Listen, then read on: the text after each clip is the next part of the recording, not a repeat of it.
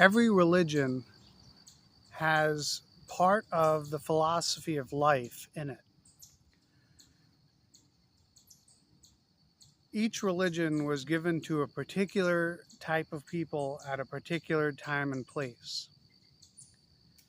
And not everyone can imbibe the philosophy directly. The philosophy is terse and cryptic and needs to be thought about deeply, but most people are not open for that. They just want to live their lives, live a happy, good life, and they just don't have the patience and the perseverance to pursue that. So each religion tried to communicate the purpose of life in a veiled form, in a nutshell. And if you break open the nutshell and look deep within, you find the kernel of religion, which is a wise philosophy for living your life and the purpose of your life and the goal of your life. And that goal is to merge with the all-pervading consciousness. But most people can't access that. They just can't relate to and pursue that idea. They don't have the patience to investigate it, to think about it, to contemplate on it, and to ultimately realize it. So you end up with religions which are nutshells. They contain the philosophy in a packaged form in a way that people at that time in that place could access it, could digest it, could slowly become acclimated to it. And ultimately, the purpose of the religion is so that this philosophy gets passed down generation to generation. And then ultimately, at some point in time, a person wakes up and says, what is this religion all about? Is this really what happened? Is this story true? Why are we doing these rituals? Why are we celebrating these festivals? What's really going on here? And hopefully the idea is that a true seeker, someone who is really, really intent on finding the purpose of life, will go through the effort of finding out the philosophy behind the religion. Not the philosophy behind that particular religion, but the philosophy that is ingrained in every religion.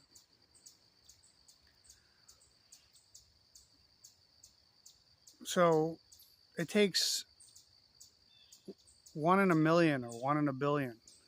It's very rare for somebody to stick their head out and say, what's going on here? Why are we living this way? Why are we practicing this religion?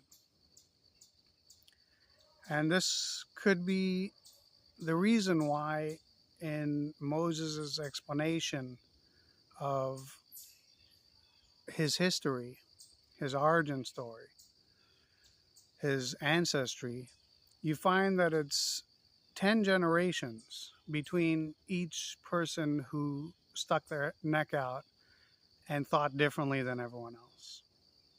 So from Adam to Noah, Noah built the ark that saved his family from the flood. It was 10 generations before one person thought for himself, was an independent thinker, and saw this flood coming, however he saw it coming, and built himself an ark and tried to save his family and the creatures that were around him. So that's 1 in 10 generations. You get a person who sticks their head out. And then 10 generations later, you get Abraham.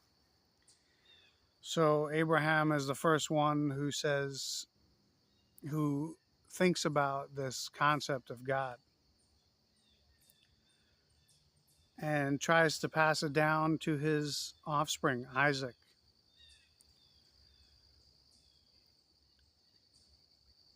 And from Isaac to Jacob, Jacob to the 12 tribes of Israel.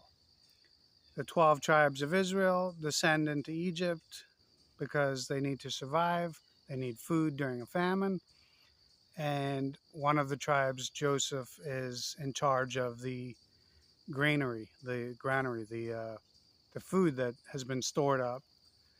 Again, by careful planning, by foreseeing the future, that if there's a glut of food, there might come a time when there's a famine, and he stores it away and is able to provide for his family. Now, these Israelites get enslaved. You could think of that in the traditional sense of Egyptians just taking control of the Israelites, or you could think of it in a different way. If you look at the beginning of Exodus, it says that the new Pharaoh didn't recognize Joseph. In other words, he didn't recognize his power or his decrees. And rather than allowing the family of Joseph to get away with the fact that they survived from the largesse of Egypt, he says that they now owe a debt to Egypt for their survival and the fact that they've lived there tax-free for however many years. So this is by not recognizing the authority of Joseph. He puts them into debt. He says, you owe us a debt because we saved you from the famine. Egypt saved you from the famine. So now they're trying to work off their debt, and the Egyptians make it harder and harder, meaning they could have raised interest rates or however you want to think of it.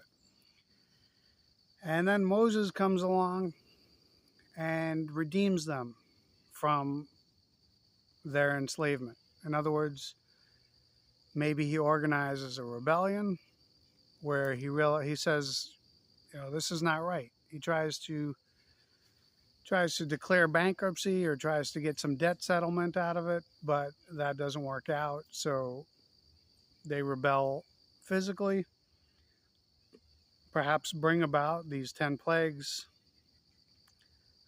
by poisoning the water with blood, attracting frogs, attracting locusts, killing all the livestock with pestilence.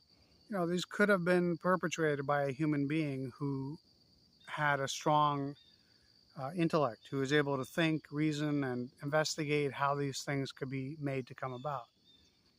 And then even the last plague, which is the killing of the firstborn children of Egypt, could have been brought about simply by sending out paid mercenaries to go into each home that wasn't marked with blood on the doorpost and just kill the oldest son in each home. So you don't have to think of them as miracles. You could think of them as miracles only in the sense that Moses is trying to communicate this story to a people who don't accept that this was all due to his enlightenment, that after reaching enlightenment, he was able to organize this freedom from slavery.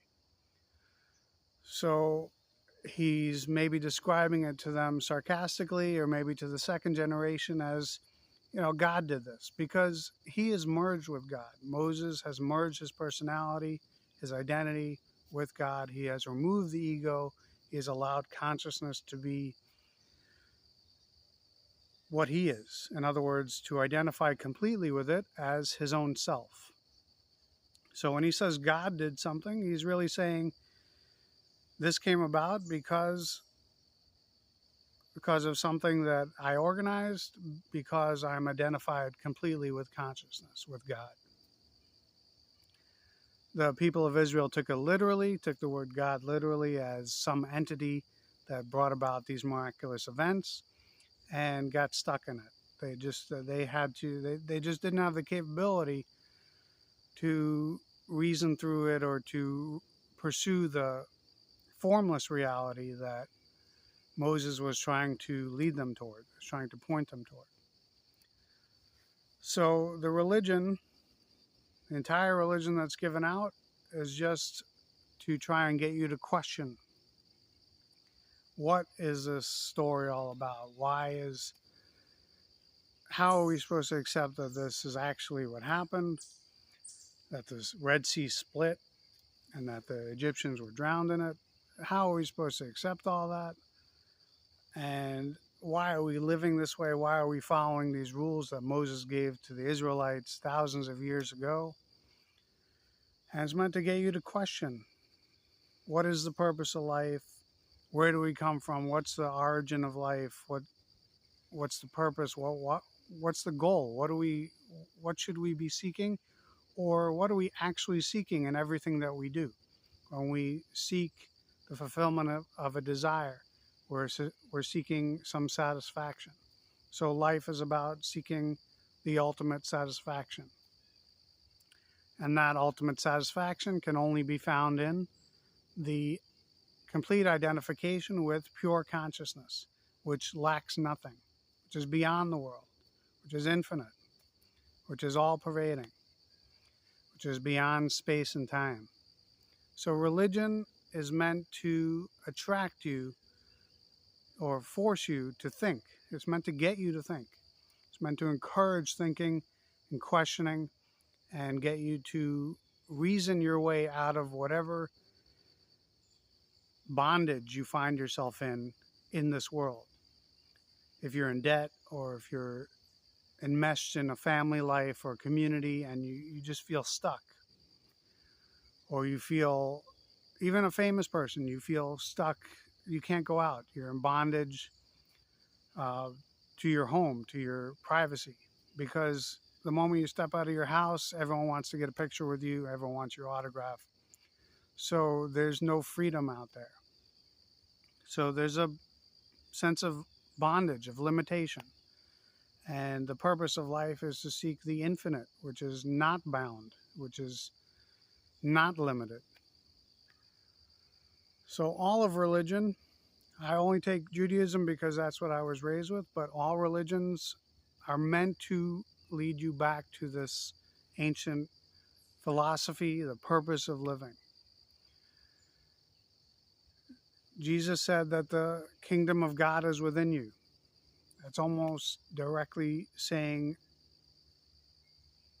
what all the sages say, that within you is consciousness, and that is the reality. That is the supreme reality. That is your true identity. Right now you think you're this person, but in truth, in essence, when you strip all of these things away, when you strip your body away, your mind, your intellect, your desires, everything is stripped away, what's left is consciousness. In Islam, he says the greatest jihad is for the conquest of the self, which is another way of saying, which could be interpreted as another way of saying that rather than trying to conquer external things, try and conquer the kingdom within you. Try and gain that rather than trying to gain the world. So all of the religions are telling you to look within and look for that true freedom, that true satisfaction, that eternal bliss that lies within you.